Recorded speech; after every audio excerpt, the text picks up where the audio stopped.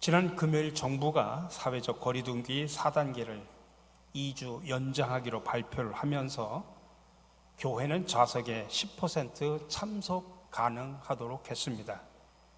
그래서 오늘부터 우리 교회는 1부에서부터 3부 예배를 공동체 예배와 영상 예배를 동시에 진행을 하게 됩니다.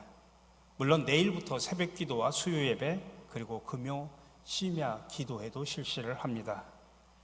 그러나 4단계가 지속되는 2주간 동안에는 교회 차량은 운행하지 않습니다. 요즘 코로나19가 확산이 되면서 사회적 거리두기라는 말이 당연시되고 있는 그런 시대입니다. 이 사회적 거리두기라고 하는 것은 물리적 거리두기 혹은 안전한 거리두기라고도 불립니다. 이것은 감염 관리의 종류 중에 하나입니다.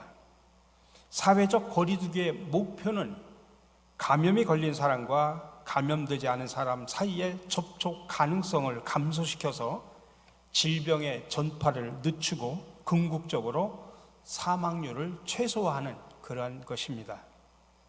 즉 사회적 거리두기라는 것은 타인과 거리를 둠으로써 전염병 확산을 막는다고 하는 의지가 담긴 그런 운동입니다. 우리도 모든 교회 성도들이 다 같이 함께 모여가지고 공동체 예배를 드리고 싶지만 거리를 두어야만이 전염병의 확산이 발생하지 않음을 알기에 부득이 또 이렇게 분리해서 온라인 예배를 병행해서 함께 드리고 있습니다. 사회적 거리두기 운동을 통해서 하루속히 전염병을 퇴치하고 우리 모든 성도들이 함께 모여서 기쁨으로 예배를 드릴 수 있는 날이 어서속히 오기를 간절히 바랍니다. 요즘 이렇게 사회적 거리두기라는 말을 들으면서 우리 신앙적인 차원에서 우리가 재해석을 하려고 하는 그런 시도도 해봅니다. 다시 말하면 우리가 신앙생활을 할 때에도 거리를 두어야 하는 것이 있지 않을까? 하나님은 어떤 부분에서 우리에게 거리두기를 원하고 계실까? 우리가 이런 시대에 한번 묵상을 해보려고 합니다. 그러면 하나님께서 원하시는 거룩한 거리두기는 무엇일까요? 저는 세 가지 관점을 함께 말씀을 드리고 은혜를 나누고자 합니다. 첫 번째로는 안주하고 싶은 장소와의 거리두기입니다. 하나님께서는 우리가 익숙해가지고 안주하고 싶은 장소로부터 떠나기를 원하십니다. 오늘 본문에서 말합니다. 너는 이스라엘 자손의 온 회중에게 말하여 이르라. 너희는 거룩하라. 이는 나 여호와 너희 하나님이 거룩함이니라. 제가 한 번은 길을 가다가 어느 교회 앞에 현수막에 이런 글귀가 쓰여 있는 것을 봤습니다. 그리스도인의 목표는 행복이 아니라 거룩입니다. 그리스도인의 목표는 행복이 아니라 거룩이라고 하는 것입니다. 우리는 행복해지기 위해서 예수를 믿는 게 아니라 거룩해지기 위해서 예수를 믿는 겁니다. 오늘 본문에서도 거룩하라고 하나님께서 말씀하셨는데 이 거룩이라는 말이 구별이라는 의미입니다. 따로 떼어 놓는다고 하는 의미입니다. 다시 말해서 거리를 만든다는 뜻이죠. 이 말은 세상과 거리를 두라는 의미입니다. 굴레 같은 인간의 삶 속에서 또 익숙한 그 삶에서 떠나라는 말씀입니다. 하나님의 자녀는 세상과 구별된 삶을 살아야 한다는 이야기입니다. 우리가 지금까지 익숙해서 안주하고 싶은 장소로부터의 단절, 다시 말하면 거리를 두라는 말씀입니다.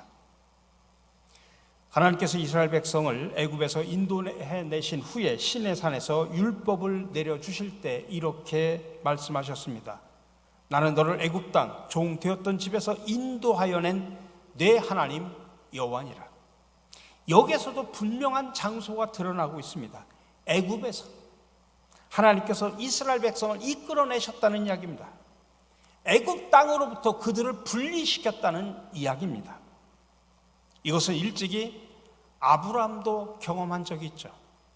하나님은 우리가 익숙하고 안주하는 자리에서 떠나기를 요구하십니다. 창세기 12장에 보면 아브라함에게 말합니다. 여호와께서 아브라함에게 이르시되 너는 너의 고향과 친척과 아버지의 집을 떠나 내가 네게 보여줄 땅으로 가라. 이처럼 하나님의 구원은 항상 떠나라는 명령에서부터 시작이 됩니다. 그래서 기독교를 탈향의 공동체라고 말하기도 합니다. 탈향, 떠나라, 탈. 그러나 아무 곳으로 떠나는 것이 아니라 향, 하나님이 지시하는 곳을 향하여 라고 하는 것입니다. 애굽에서 떠나고 내가 살고 있던 본토 친척 아비의 집을 떠나라는 명령이었습니다. 아브라함을 선택하실 때도 또 이스라엘 백성을 구원하실 때도 하나님은 익숙해서 안주하고 싶은 그 장소로부터 먼저 떠날 것을 요구하셨습니다. 하나님께서 원하시는 거룩한 거리두기라고 하는 것은 이렇게 우리가 익숙하여 안주하고 있는 장소로부터의 분리를 말하는 것입니다. 하나님께서는 내가 너희에게 보여줄 땅, 지시할 땅으로 가라고 말씀하십니다. 탈향의 공동체에서 향을 말하는 것이죠. 근데 우선은 내가 익숙하여 안주하고 싶은 장소로부터의 탈, 그게 먼저입니다. 거기로부터 거리를 두고 나와야 한다고 하는 것입니다. 우리가 어느 목적지에 도달하게 되면 그 목적지는 또 다른 도착점이 됩니다. 그리고 그 도착점에서 우리는 또 다른 안주를 경험하게 됩니다. 익숙함을 경험하게 되는 것이죠.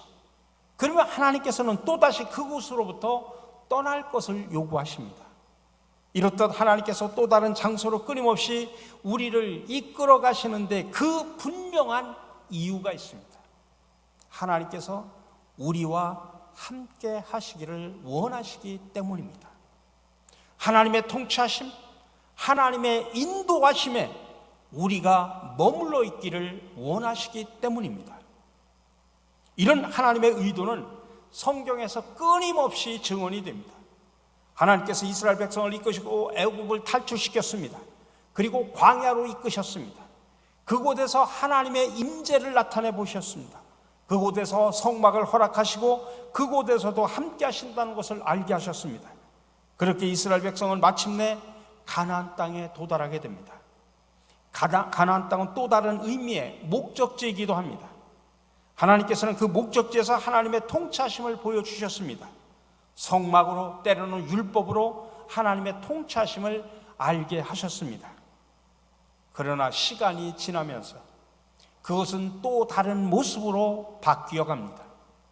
가나안 땅에 정착한 후 그들은 나라를 이루게 되고 성막은 성전으로 바뀌게 되고 제사는 불변하는 법이 되고 안식일 준수는 또 다른 율법이 됩니다. 또다시 익숙해가지고 안주하고 싶은 땅이 되어버린 것입니다. 성전은 또다시 익숙한 장소가 되고 하나님을 만나는 똑같은 장소가 되어버린 것입니다. 그래서 하나님께서는 예언자를 통해서 말씀하십니다. 예레미야 7장입니다. 너희는 이것이 여호와의 성전이라 여호와의 성전이라 여호와의 성전이라 하는 거짓말을 믿지 말라. 당시 이스라엘 백성들은 자기들이 성전에 거하기만 하면 이곳에 하나님이 계신다고 굳게 믿었습니다. 그래서 그곳이 안전하고 익숙한 곳이 되었고 하나님을 만날 만한 온전한 장소라고 여겼습니다. 그런데 하나님께서는 그곳에서 떠날 것을 요구하셨습니다. 지금도 하나님께서는 우리 믿는 자들이 구별되기를 원하십니다.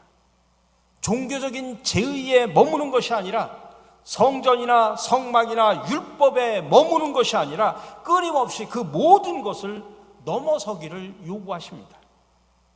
그래서 여러분, 예수님도 안식일에 병자를 고치셨고 안식일에도 일을 하신 겁니다.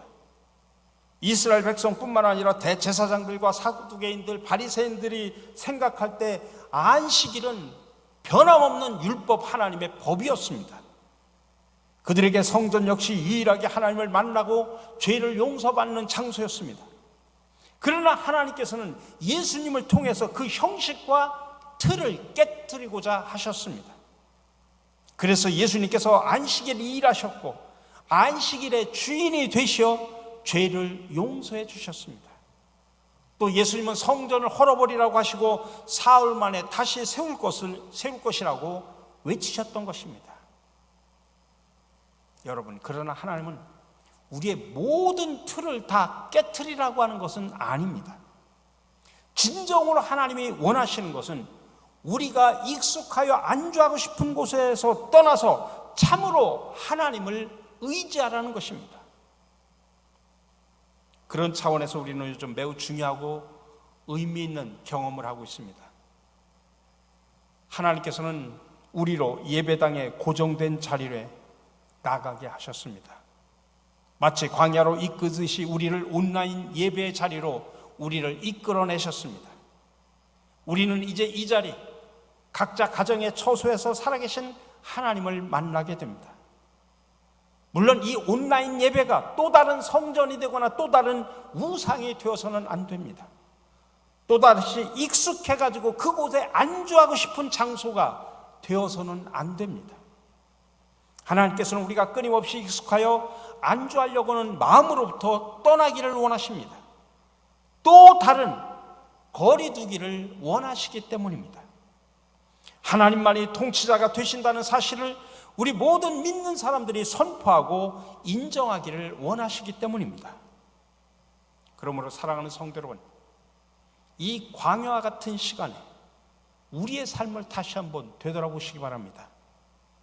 그동안 신앙생활을 하면서 무엇에 안정감을 가지고 있었는지, 신앙생활을 하면서 익숙해서 안주하고 싶었던 것은 무엇이었을까?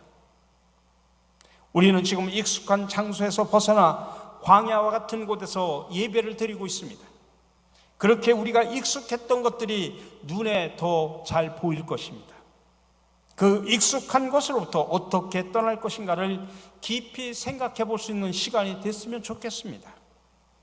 주일만 되면 습관처럼 교회 나와 예배 드리는 것이 우리의 일상이었다고 하면 이제는 하나님께서 내게 무엇을 원하시는가를 우리가 깊이 묵상을 해보시기 바랍니다.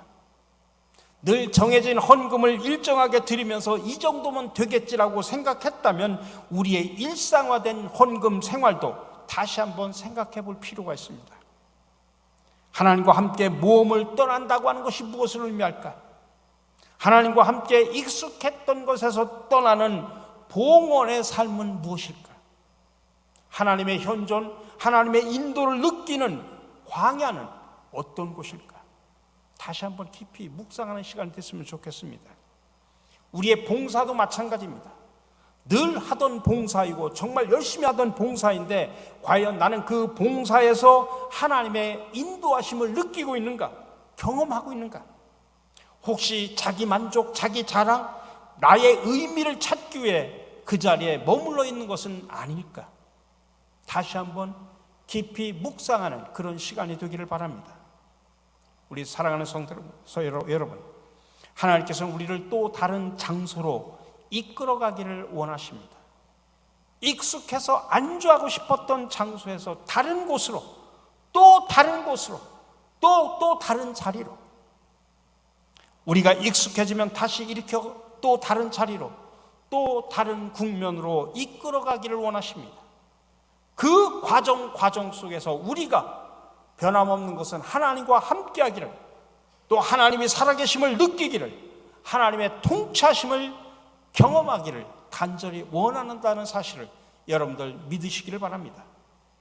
두 번째로는 악으로부터의 거리두기입니다. 악한 행실로부터 떠나는 거룩한 거리두기가 하나님이 원하시는 거리두기입니다.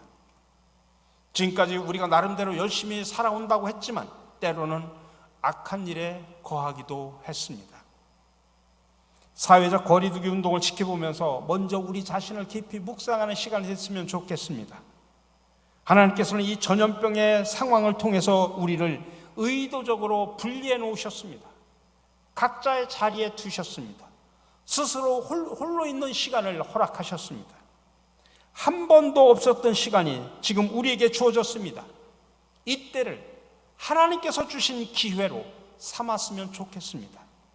우리에게 주신 하나님의 축복의 통로이자 축복의 기회로 이 시간을 만들어가기를 간절히 바랍니다. 특별히 잘못된 일들을 정리하는 시간으로, 악한 버릇, 악한 행위, 거짓된 말, 잘못된 습관으로부터 떠나는 거룩한 거리두기가 되었으면 좋겠습니다. 특별히 하나님께서는 우리가 악으로부터 떠나기를 원하십니다. 우리가 가정에서 가족과 함께하면서 더 좋은 습관을 만들어가고 더 좋은 말을 하고 과거와는 다른 가정의 모습을 만들어가면서 하나님이 기뻐하시는 가정의 모습으로 변화해 가는 것입니다. 악을 떠나고 선을 선택하는 것입니다. 하나님께서는 늘 성경을 통해서 우리에게 말씀하십니다. 악을 떠나며 욕망과 거리를 두고 사탄과 거리를 두는 삶을 살아야 된다라고 말하고 있습니다.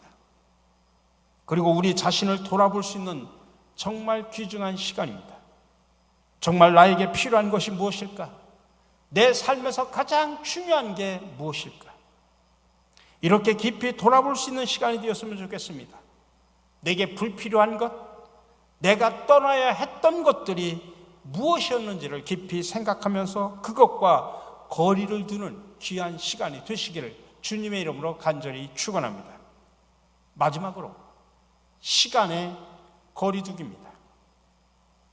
제가 여름이 되면 가끔 읽어드리는 시 가운데 이런 시가 있습니다. 지금은 쉬어야 할 때입니다. 방글방글 웃고 있는 아기를 보고도 마음이 밝아지지 않는다면 지금은 쉴 때입니다. 식구들 얼굴을 마주보고도 활짝 웃어주지 못한다면 지금은 쉴 때입니다. 아침에 눈을 떴을 때 창문을 비추는 아침 햇살이 눈부시게 느껴지지 않는다면 지금은 쉴 때입니다. 사랑하는 사람의 하루가 궁금하지 않고 전화도 기다려지지 않는다면 지금은 쉴 때입니다. 오랜만에 걸려온 친구의 전화를 받고 바쁘다는 말만 하고 끊었다면 지금은 쉴 때입니다. 아름다운 음악을 들으면서도 소리만 들릴 뿐 마음에 감동이 흐르지 않는다면 지금은 쉴 때입니다. 슬픈 영화를 봐도 눈물이 나오지 않고 슬픈 연속곡을 보면서 극본에 의한 것이라는 생각이 든다면 지금은 쉴 때입니다. 오래된 사진첩을 넘기다가 반가운 얼굴을 발견하고도 궁금해지지 않는다면 지금은 쉴 때입니다. 사랑하는 사람과 헤어진 뒤 멀어지는 뒷모습을 보기 위해 한 번 더 뒤돌아보지 않는다면 지금은 쉴 때입니다. 아침과 저녁에 같고 맑은 날과 비 오는 날도 같고 산이나 바다에서 똑같은 느낌을 받는다면 지금은 쉴 때입니다. 당신은 그동안 참 많은 일을 했습니다. 그러나 가장 중요한 일 한 가지 하지 않았습니다. 그것은 쉬는 일입니다.